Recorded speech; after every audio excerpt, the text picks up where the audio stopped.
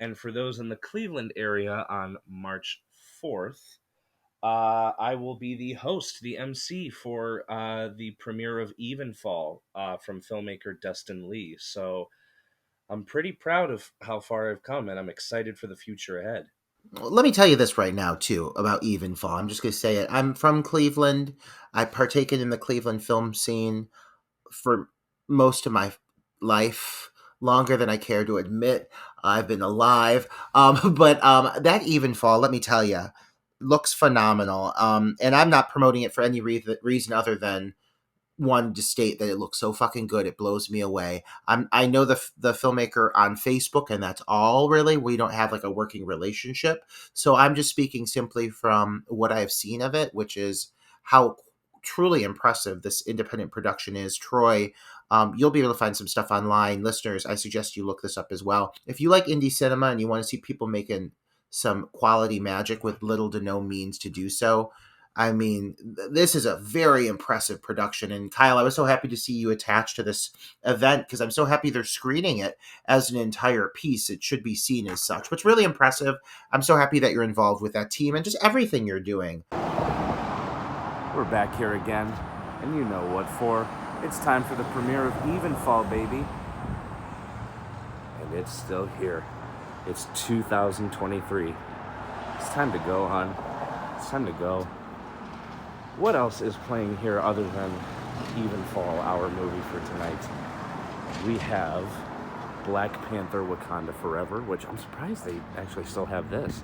You can see the Shang-Chi poster kind of melted to the frame here.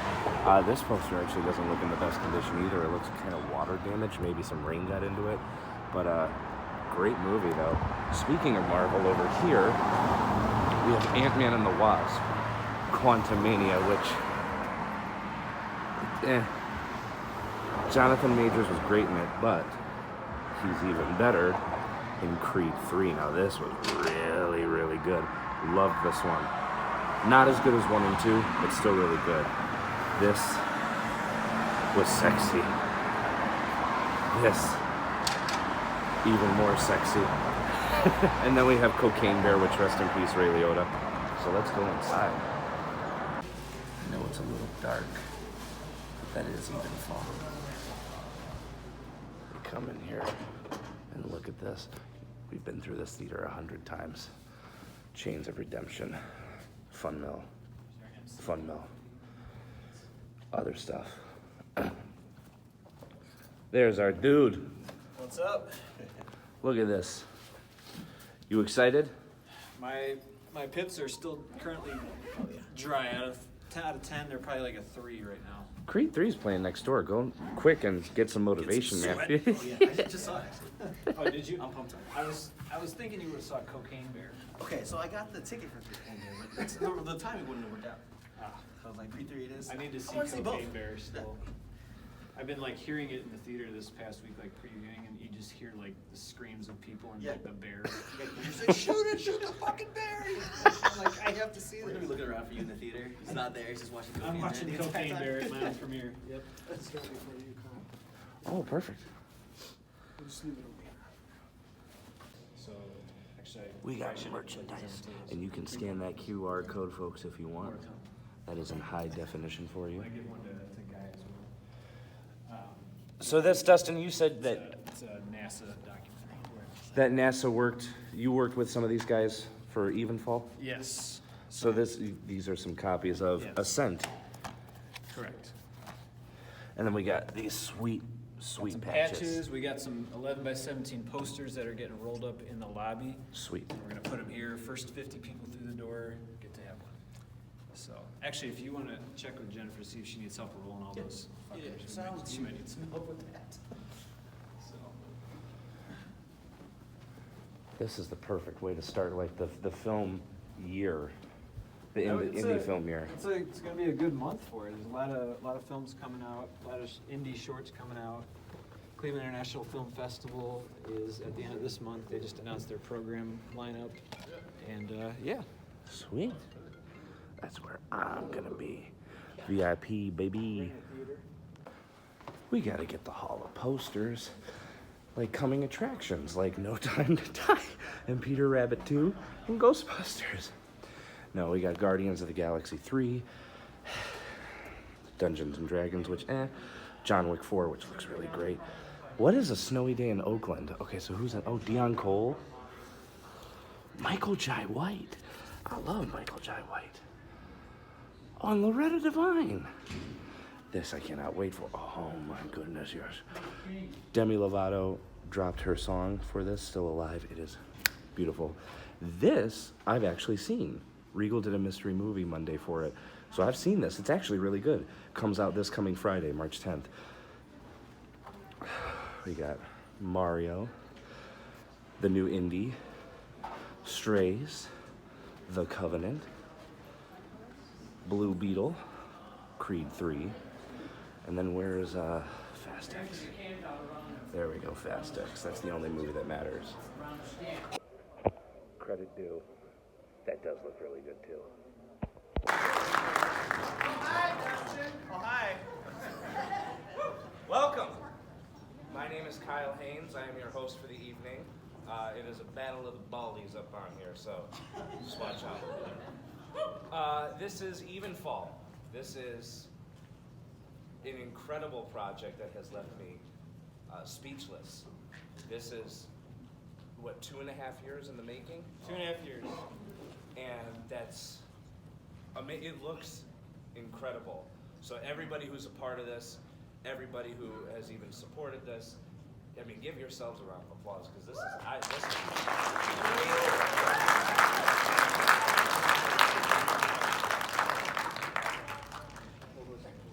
Hang on a second, we got some tidbits you wanted to share. Hold on a second. that he wanted me to share. We were supposed to have a loudspeaker system tonight, but our guy, I don't want to throw his name under the bus. It's Scott B. That's too obvious. I'm going to say S. Brocious. Wasn't able to. I've never seen a working microphone in this theater. It's okay. So, all right, there's the spiel right there. So. All right, so these are some fun. My profile picture still Judge Judy. So 30 actual production days across 2.5 years. 7 chapters, episodes, whatever you want to call it. 184 minutes. It's 3 hours, 4 minutes. There will be an intermission, so please don't piss in the seat. I'm sorry it's so long. I'm not though. 200,000 plus cumulative views on YouTube to date. To date, that's amazing. 76 cast members, 25 crew members, 36 unique locations across 3 states. 1 rusty nail through a crew member's foot. In parentheses, he's fine. Is Todd here? Where's Todd? He hasn't showed up yet. Probably because he's got the nail in He it. probably had the nail in his foot. Yeah, he's okay. And then countless spouses and significant others inconvenienced. That's it. That's it. So this is a long movie, but if you sat through Babylon and Avatar last few months, you should be fine. You all saw Avatar 2. You can deal with it. There will be an intermission about halfway through. It'll last, what, 5-10 minutes? About 5 minutes, yep. And then after the movie, we will have a Q&A up on here. And then after that, there is an after party at Emerald Isle, which is about 3 doors down. Right next door. So, do you have any final words before I present it? Yeah. Well, thank you again, everyone, for coming tonight. It means the world to me that so many of you have showed up for this. This all started in September of 2020. So just a few months into the pandemic. And I was cooped up like most everybody else and starting to get cabin fever. I wanted to just go out and film something. I just wanted to get out and use the camera, right? So I had this idea, just a shot in my head. I wanted to get a shot of someone standing in front of some power lines close to my house with a big Spielberg sunset behind him. That's all I wanted to get. And so I reached out to Sarah Carlton, our lead actress, and John Javan, our Maple Films co-conspirator guy over there. And it was just the 3 of us. We met up and shot this little scene that we didn't have a script for. Sarah was just like, okay, well, a few days beforehand, she's like, "Oh, what do you want me to wear?" I'm like, all right, well, let's have you look like you're backpacking. So something rugged, give you a backpack and a blanket, maybe a bow and arrow. That might look cool, right? No idea what we were gonna make. So we shot the thing, and then we started asking more questions. Well, why am I walking? Where am I going to? All these things started popping up. All these actor questions that I need motivation, you know. And so from that first scene is what you're going to see in the first episode. That's what we shot without a script. Now, fast forward a week or so, I'm driving around, and I have my Spotify playlist on shuffle, and this song comes on. And it was like one of those cliche moments, like the clouds open up and the sun comes down, and I, on the spot, just imagined the last scene, the final scene for this unwritten film. I'm shooting it in my head as I'm listening to this piece of music. And then I said, okay, I have a beginning and I have an ending, and now I have to figure out everything else in between. And you're going to see all of that for the first time tonight. So, hope you enjoy it. I'll catch you after the screen.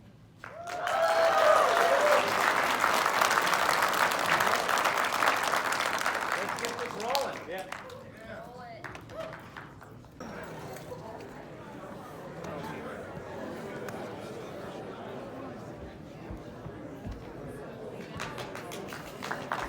How about that, huh?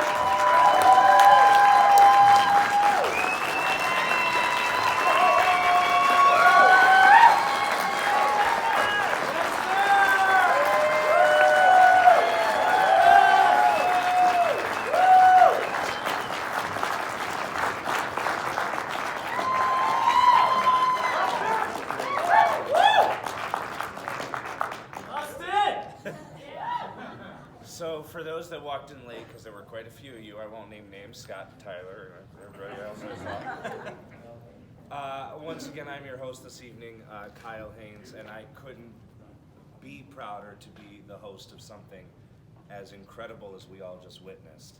We're going to bring everybody up in just a few moments to do a Q&A, because there was a lot to digest. But this, Dustin, one-on-one, I have to tell you, this, first of all, he told me I get a 2 F-bomb limit, so. PG-13. Fuck, there's one.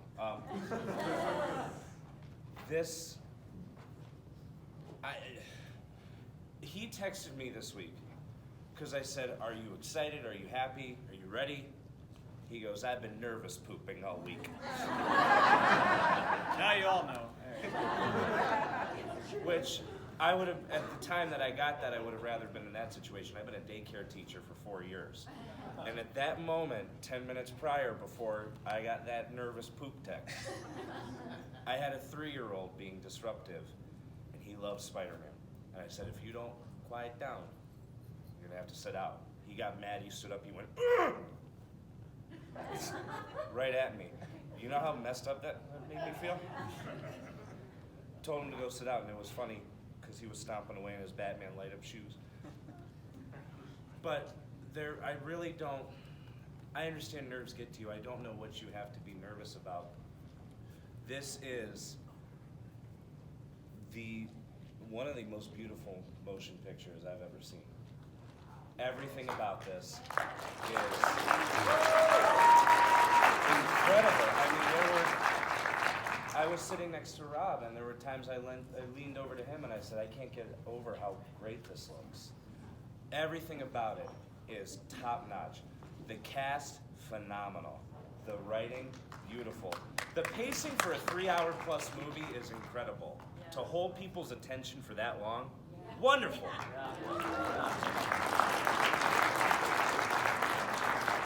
I was blown away by this personally, and Dustin, I have to say, you have made a beautiful fucking piece of art. I gotta tell you, that's my 2. Now I go to freaking, that's great. I love this movie. Gappy has promoted this on Facebook saying, Netflix, take a look. This is better than Netflix. This is. This is like if a genre studio picked this up, it would do gangbusters. I can't get over how incredible this is, and everybody that worked on this is just, it's fucking fantastic. I went over my limit. I went over my limit. It's an art. Give it up for Dustin. I mean.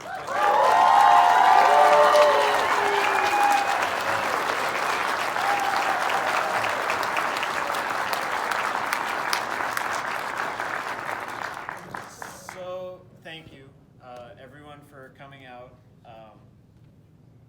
Everyone who worked on the film, whether you were a lead or whether you were on there for a day as an extra cast or crew, could you just stand up real quick?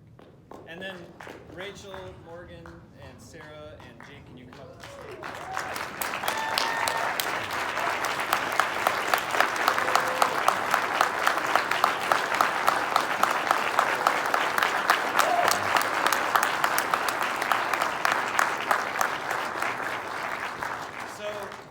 It came from my head, most of it, but it only ever would have stayed in my head if it weren't for all of you that helped.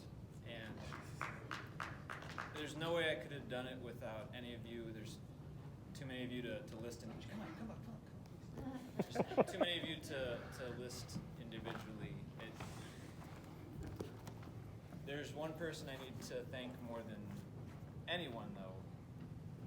This person was only on set for one day, but the amount of work that she did behind the scenes to let me do this is immeasurable, and that's my wife, Kelly.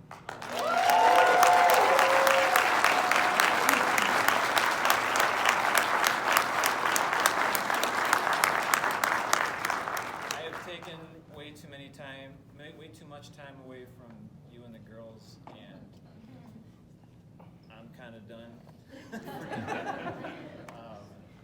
I don't know how I'll ever be able to repay you, but for starters, next month, we're going to go to Disney World.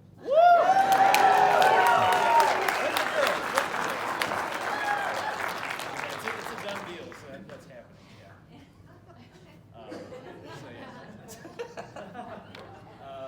All right, so here's to our leads here.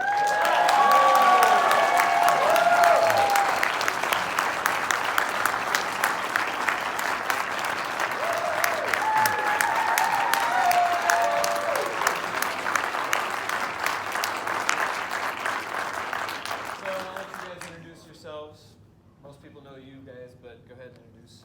I'm Sarah. Thank you. I'm Morgan. Thank you. Seriously, someone. I'm Rachel Anderson. My name's Jake, and I'm the composer.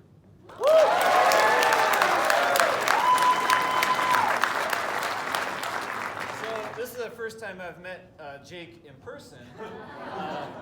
He reached out to me, I don't know, was that over, was it through Kickstarter or Reddit? I can't remember how you first... I think through Kickstarter, yeah. Okay, Yeah. so Yeah. we raised some money on Kickstarter to help pay for our film series.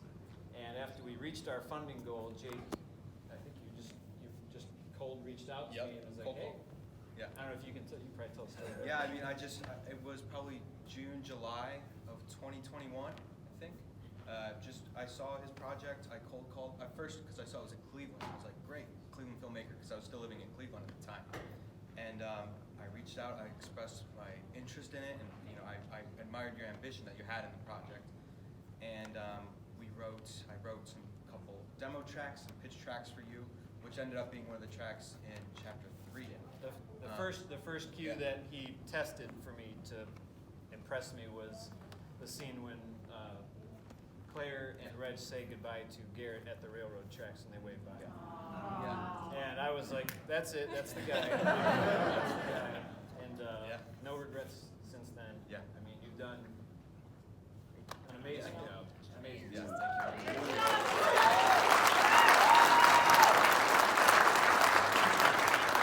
So we'll open it up to a bit of Q&A. just a reminder, we are going over to the Emerald Isle next door afterwards. Oh, that's okay. So, Thank you. there's that.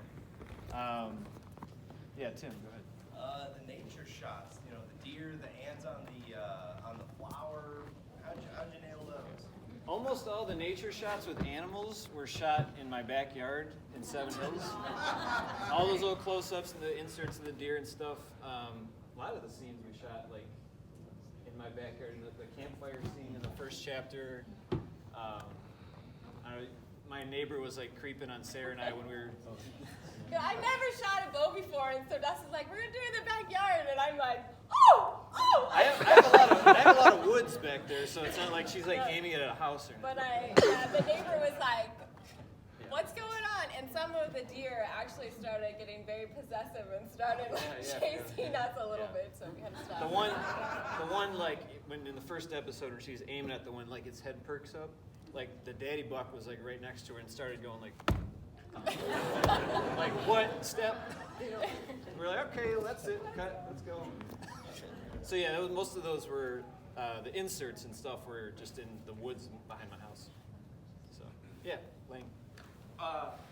Question and follow up to it.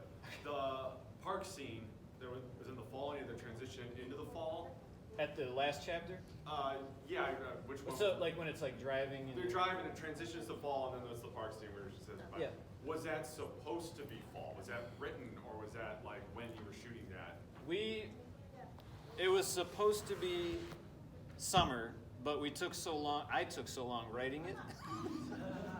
I'll tell you guys right now, like all the stuff that we did for this, the hardest part for me was writing it, because Terry and John are 48 guys. Like anyone who's done like a 48 on our team, I could tell you the hardest part of those is writing. Like I'm not happy until we have a good script, because I don't want to hand off something that's going to be less than as good as I can make it and hand it off to them and be like, I want to be happy. So I had the luxury of time to stretch it out, but part of that was we ran over in our seasons and went into the fall, but that kind of worked out really nicely, because the day that we shot that whole park scene towards the end, it was like the most beautiful autumn day. It was like 70 degrees and like sunshine, and the leaves are at like peak colors. And you write it into it perfectly. So the follow-up was that how much of the writing was done? How much did you have to adjust your writing to where you were shooting or when you were shooting? How much of it changed? Not too much, because I didn't write, like after we shot that very first scene that I was talking about, I only wrote one chapter at a time. It's not like I sat down and like, boom, I blew out the whole thing. So I had an idea of where I was gonna go, but it was actually just one at a time. I'm writing each chapter. So it was a little bit of both. So it happened to be like, oh hey, I'm planning to shoot this in 6 months. I need to start writing for that now, thinking that we're gonna get to that point eventually. So. Guy, yeah. That's that. Wait, real quick. That's Guy Pernetti. He's the model maker. He made the shuttle.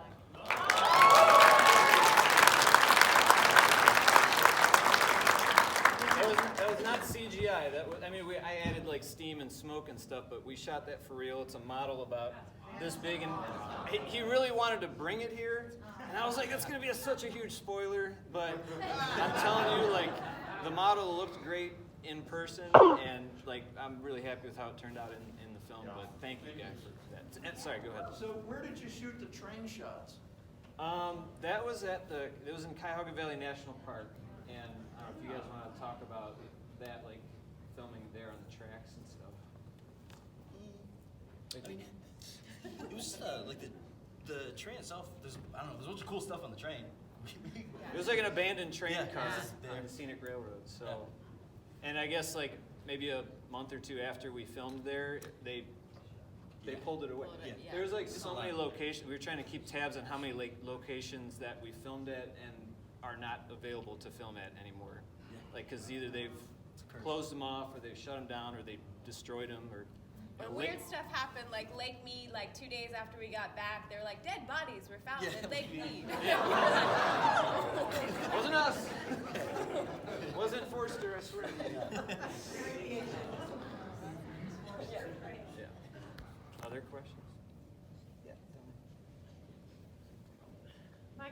Jake, the end sequence music, Close Encounters, was that your inspiration for that?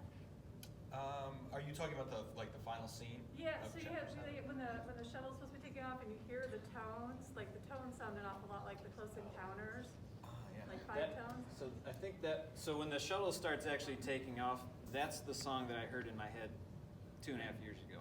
So Jake didn't compose that one. That's by a synthwave artist that I fell in love with the song, and then I reached out to him, I think over like SoundCloud, and was like, hey, I love this song. Like, it's actually got a lot of views on YouTube. Like, he's got a few million hits on that.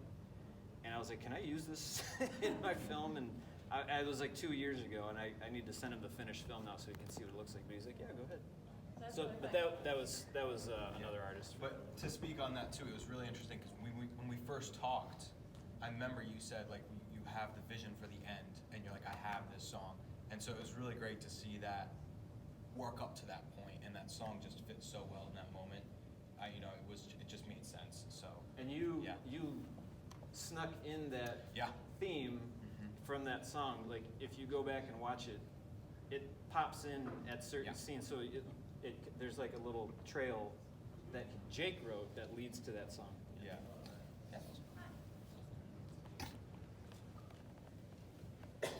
Good. A comment first, and then a question. Absolutely incredible, amazing job by everyone involved. Two things happened that I know this is like a magical thing. One, I had to stop myself from crying at the end of episode 5. It's just like the most beautifully devastating thing I've seen in a long time. I also had to stop myself from getting up and going to the bathroom again. I know for a fact that just magical. Two, my question is, it comes up as a theme in the movie, but trust and the trust that you have in your cast and your composer and filmmakers and yourself. Are you just a robot of trusting that this is all going to work out all the time, or where do you think that comes from? For you? I feel, and I'm trying to be honest with you, I feel that I have a very good barometer for what an audience is going to respond to. That's what I feel like one of my strengths is as a filmmaker. Is that I think I have a pretty good idea of what most people are going to say. That was good. That works. I don't know what that X factor is, but it just, when I'm writing it, I'm like, I think this is going to work when we film it, but I need pieces to put it together, and these are the pieces. And almost everybody on the cast, across the board, and crew, were my first and sometimes only options for casting. So this is my dream cast, right here.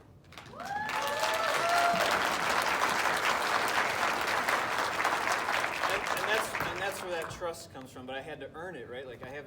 There's no way I could have, out of college, walked in and showed a script to anyone, and they would have said, "You're out of your effing mind. There's no way you're going to do this." I didn't even think I was going to be able to do it. But I knew I took it one script at a time and one weekend at a time when we shot it, and it came together. But yeah, just knowing that I had the best actors and the best crew behind me the whole time, I knew we'd get there. So, thanks. Yeah. Go ahead, Tammy. Yeah, Tammy. Yeah, okay. First of all, thank you for allowing us, my partner. and I Sure. to be a Yeah, part of they all were of both extras in a couple different episodes. Someone wanted me to say to you, this is awesome that you did all of this, but based on his trust, how was it filming at Hoover Dam? All right, I want Morgan to answer this question. How was it filming at Hoover Dam? Morgan, tell the story. Frustrating. It was seeing the dam was great, but the actual physical act of filming was you kept saying hold still. I'm over here in a follow kayak with our friend Jeff. He's the guy that holds up the life vest. He was the crew. It was me and him in one boat and the two of them. Yeah, no. And so Jeff's steering for me, and I'm like, all right guys, stay right there. I'm gonna move the boat around, and then I I'm Yeah, holding, still- and then they're like over still. there. There's Water. so much chop by the actual dam that we would move feet like over every time. Just like hold still, start turning. The turbines in the dam, they warned us would spool up at intermittent intervals based on the power need for the people they're serving. So we could be there and it might be calm 1 minute, and then all of a sudden the water just starts doing all this crazy stuff, and then they're over like 50 feet away from It was awesome. It was awesome, but it was just like it was frustrating for like a few hours. Yes. And then it was great.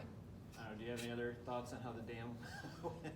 Well, Jeff saved us because Oh, we yeah, were we gonna almost- go downstream, and Oh. Jeff was like tugging us up. So there Yeah. was, thankfully, we never capsized, but Yeah, we did. Okay. Nothing. It was Like miraculous. there was one moment I had like a GoPro mounted on the side of our boat, And I and like hit their boat like collided with ours, and it was gonna go underwater, and I like caught it at the last minute.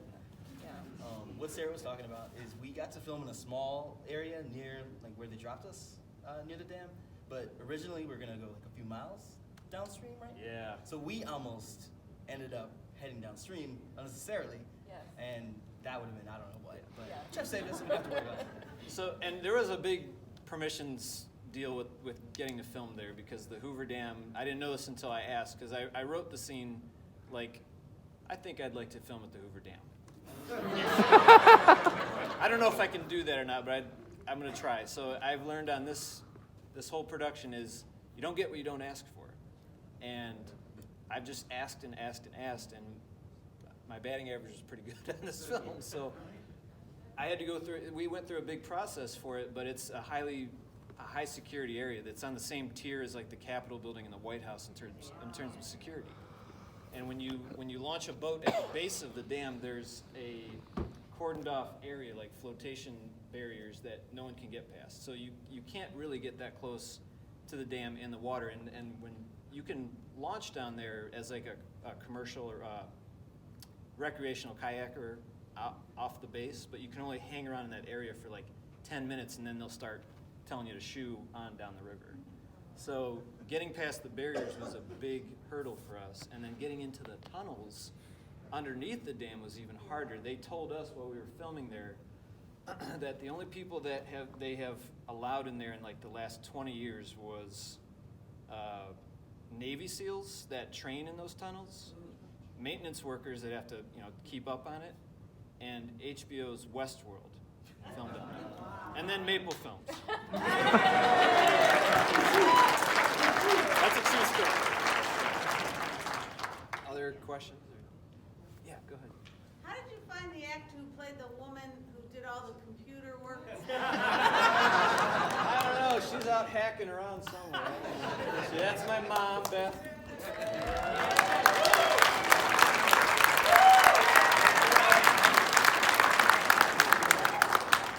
Who is technologically illiterate, but she. Yeah. It's called acting. Yeah.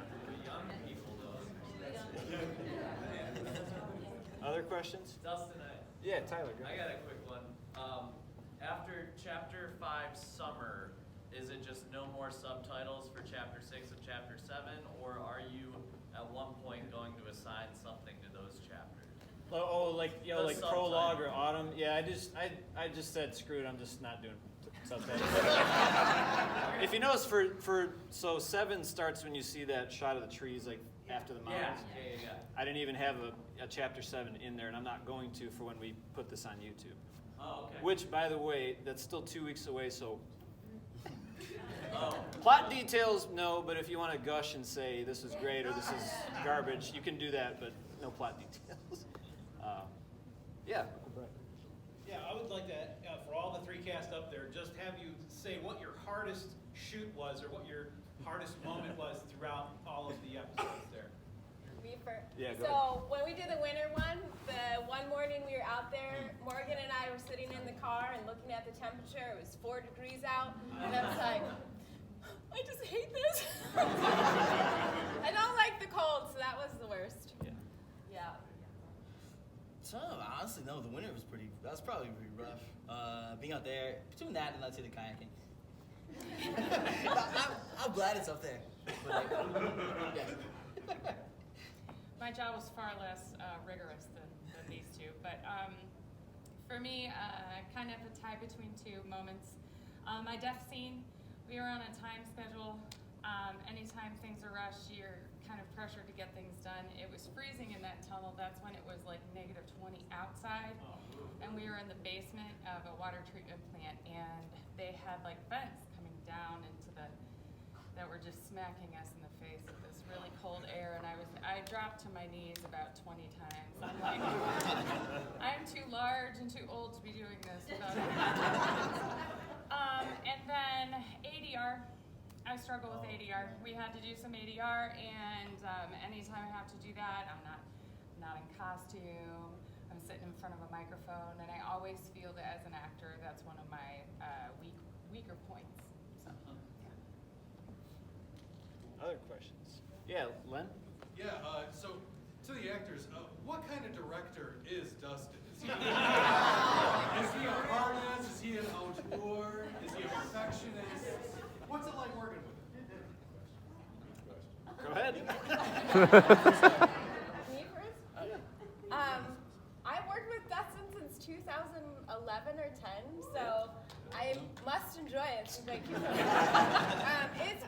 It's been amazing because Dustin and his family were so gracious and let me crash, and so to be able to have these conversations before filming and during filming to talk about it, and he had such great conversations and wanted to know my opinion about things as we talked through story and those pieces. It was wonderful. The only time I was maybe a little frustrated, we were in Hoover Dam, and he was like, we're doing the last scene where I have to cry, and he's like, that's the end of the movie. And I was like, well, you didn't give me a script. And he's like, we're just gonna do it. And I'm like, oh, that was a little like moment for that. So that last scene where they go up to the top and they're on the lake, there was no script for that. Everyone that got a script for Chapter 7, it ended when the golf cart drives away and they're going towards the thing. That whole sequence at the end, I didn't really say that we were going to do all of that. So that's why there was no script, because I just wanted it to feel like, this is just a moment, like we don't have to write it. Yeah. I'd say, okay, and I was gonna say, the whole thing, especially since you're writing chapter by chapter, it felt really collaborative, because you definitely bounced things off of us, but at the same time, you're definitely steering the ship, and what I thought was really cool was that pretty much any question that I feel like I asked, especially like on set or whatever, like when we're actually filming, you pretty much were just like, oh yeah, you had a great idea of what you had in mind for either like the feeling of a scene or like the shot you had in mind, definitely, you see the shot list, or I don't know. It was pretty reassuring just to be able to ask whatever question popped in my head, like, do you think I should hold this like this or this? Like, that kind of thing. Even just something small like that, and you're like this. And either way, even if it was just like off the top of your head, it worked. Or it didn't, and we adjusted it, and it was fine. Yeah. You had mentioned trust. This is my first time working with Dustin, actually, ever, which is weird because we've been on the scene for a while. He worked his hiney off on this, and everyone that was a part of the project saw that, knew it. He maintained his composure on set when things were less than stellar. We're running out of time, a light's not working, something's not going well. He was somehow cool as a cucumber. And as an actor, having been on many film sets, you want to work your booty off and go the extra mile and give 150% for someone who also has worked their booty off and given their entire soul for a few years to a project. So absolutely, he's one of the best, undeniable, just because he writes well, he maintains patience, he works his booty off, and he knows what he wants authentically in that scene, and he never gives you a line read. He gives you things to think about while you're saying the lines. and that's just, I love it.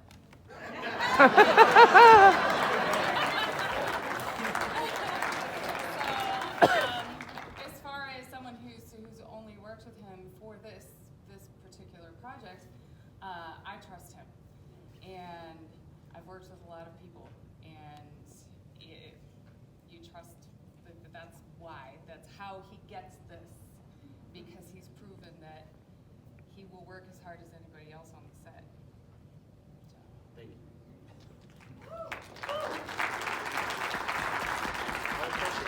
Yes, go ahead. You never made the Richfield Heritage Preserve look so good.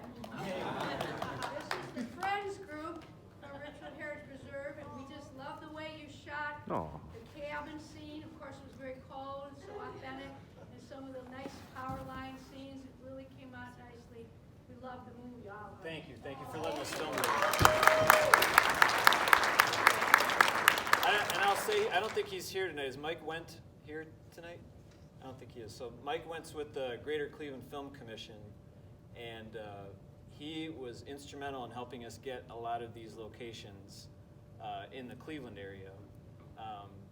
It's an excellent resource for any local filmmakers that are trying to find like a cool place to film at. But yeah, Richfield was one of my favorite places to film at. Like, wasn't necessarily a comfortable place to film at because it was so cold, but like what showed up on screen, I'm really happy with. So Come back in the summer. it's a great place to go hiking, just to have like a nice walk around the park. So definitely go visit Richfield for sure. Yes, James. Dustin, this was amazing, and I want to ask the audience, something for the audience here. I've worked with you since, and in fact, Sarah and I worked together 10 years ago, and we've worked together a long time. What can the people here in the audience do to help possibly get this picked up in terms of promoting it and getting it out there so that there's the awareness that a Netflix or whatever would seriously say, you know, we're going to do this? What can we all do to help in that process? I don't know the game that well. So I didn't start making this thinking I'm going to be a millionaire. This is going to go straight to Netflix. It came from the pandemic. It came from me just wanting to shoot one shot with Sarah, and it turned into the biggest project of my life. And I've never had the primary motivation has never been money or distribution. I just wanted it to exist. That was it. That was just creating it for the sake of creating it. Now that it's done, I don't know. I really don't know. I'm really happy with the fact that it's just being seen by hundreds of thousands of people on YouTube. That's a huge deal for me. You know, like I used to have, I used to get excited for 1,000 views, and somehow it went kind of viral, I guess. But I would say the best case scenario would be for someone out there to show it to someone who might say, hey, this was pretty good. Let's see what else you can do. I don't know if this might make, I have no idea if this is worthy enough to make it to Netflix. It is. I've seen some bad stuff on Netflix, so I agree. Gappy will tell you, but yeah, I don't know at this point because I'm not on the sales end of things. So. Social media, yeah. All those little business cards that are out on that table, they have a QR code on the back that opens you up to the Maple Films website, and you could pre-order Blu-ray copies on there. So if you share that with your friends, I'm not going to make much off of that because, that's maybe $1 or $2, in profit off each disc. But again, I'm not trying to make money off of this. Like if we can get some eyes on it that says, hey, for this next project, you would be the guys to work with. I'd be happy with that. Yeah. No one's asked about budget, by the way. I know some of you guys are wondering, how much did this cost you? You wonder? You guys want to know? More. All right, so I don't think Kelly even knows. I'm just kidding. So we raised 10 grand on. You're listening. What is it? Disney World. Yeah, it's a cost of business.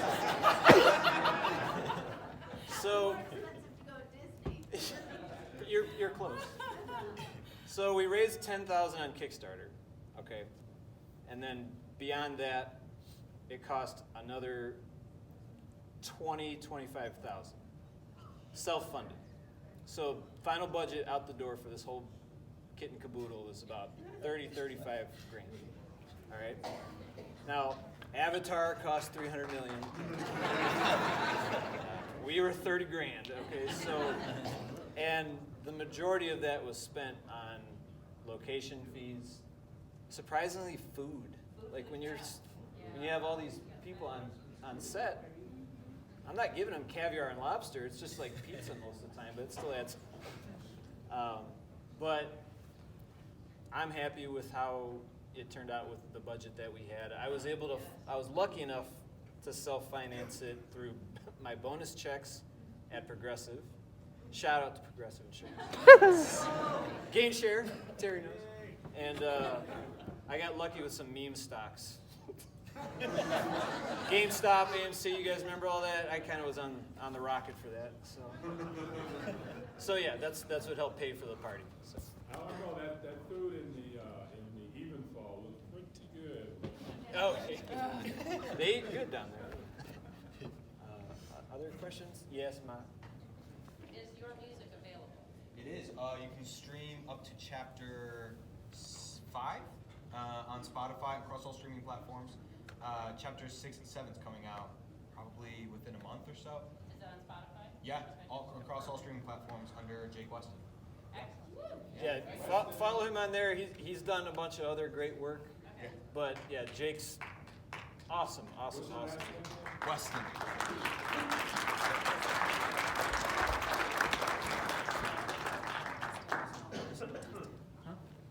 I just had one comment. You underestimated yourself by saying this was a pretty good film. You created a masterpiece. Thank you.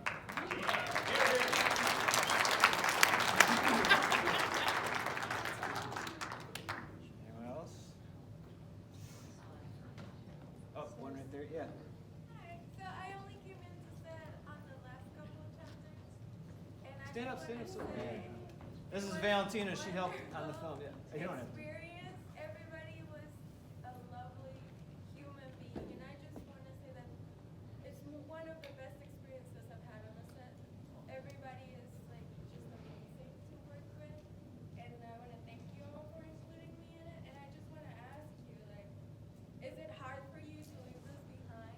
What are your feelings right now?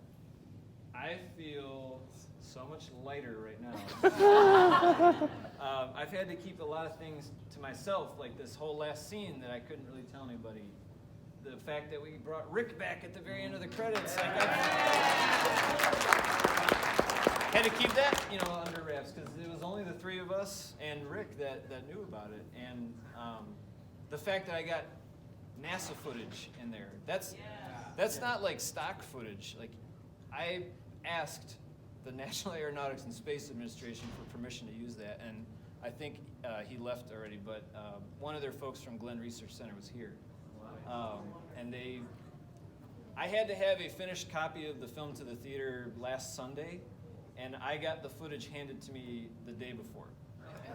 That's how, and I started asking for it back in November. So that's how hard it was to get permission to use the shuttle launch stuff. So yeah, but Valentina, to her credit, are you still at Tri-C? Yeah. Right now? So she walked onto our set. Like we met at the Short Sweet Film Fest last year, and was just like, hey, I had Evenfall Chapter 2 playing there. She's like, hey, this was really good. I'd love to work with you sometime. I said, okay. First time she came onto set, the first thing you did was you handled the dolly on Sarah's monologue. Like just amazing job. Like just walked in and just boom, like I don't know, 5 or 6 takes and nailed it. So yeah, awesome.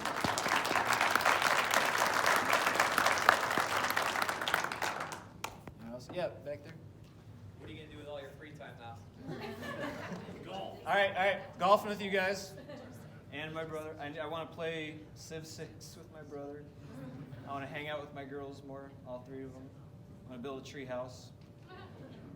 I want to go back to the gym because I'm in the worst physical shape of my life because of this.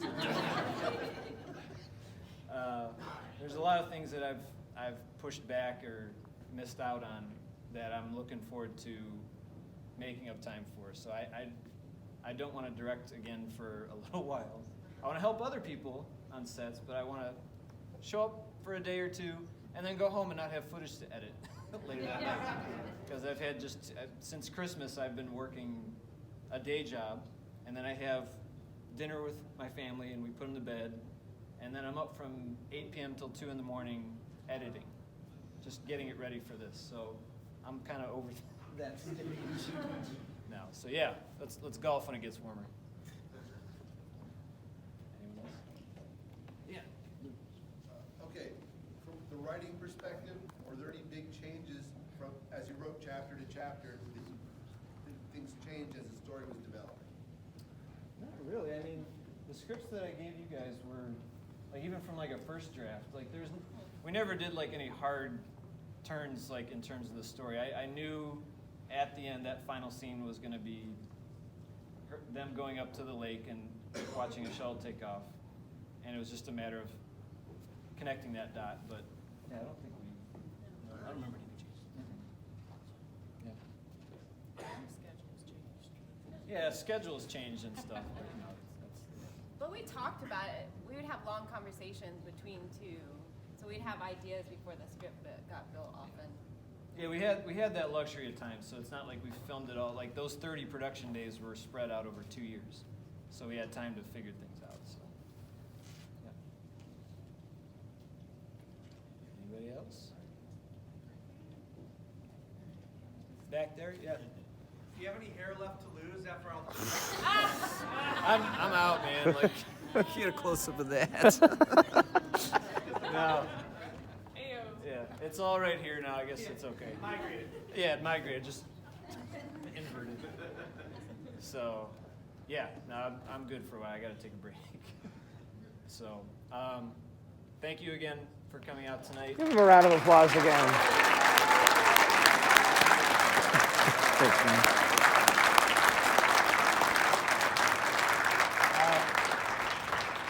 Come over next door for a drink, because I know I'm going to have a couple. Thank you all. Thank you all. And get the swag out at the table out there. Grab whatever's left out there.